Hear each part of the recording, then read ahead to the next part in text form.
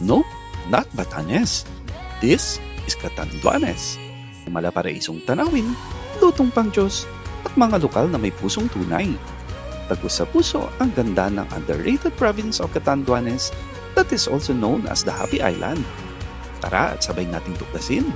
Let's go! Matatagpuan ang Catanduanes sa silangang bahagi ng Bicol Region.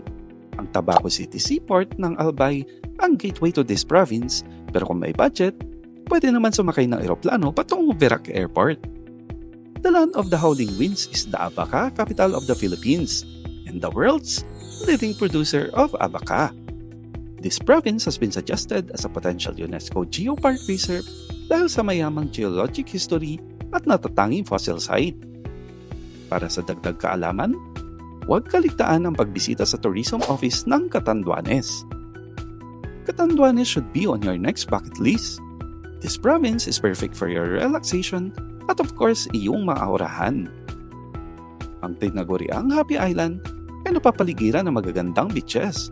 Not just 2, 3, pero sobrang daming selection tulad ng Sakahon, Tambad, Puraran, Pinrock at Murao beaches.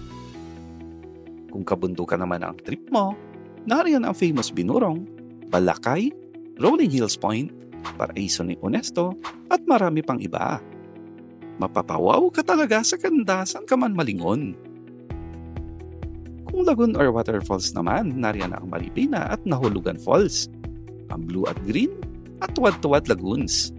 Kay ganda at payak, di ba? You can also do surfing, trekking, free diving, snorkeling at marami pang iba.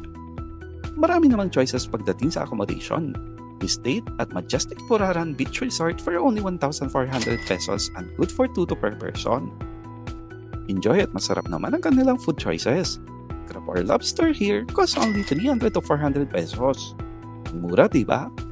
For hassle-free tour, contact Drake Lawrence, ang best tour guide na magaling kumuha ng drone shots. For full list of 3 days itinerary, screenshot mo na lang ito. So, ano pang hinihintay mo? Visit the Happy Island of Catanduanes, where nature, flavor, and warm smiles await. Let's go!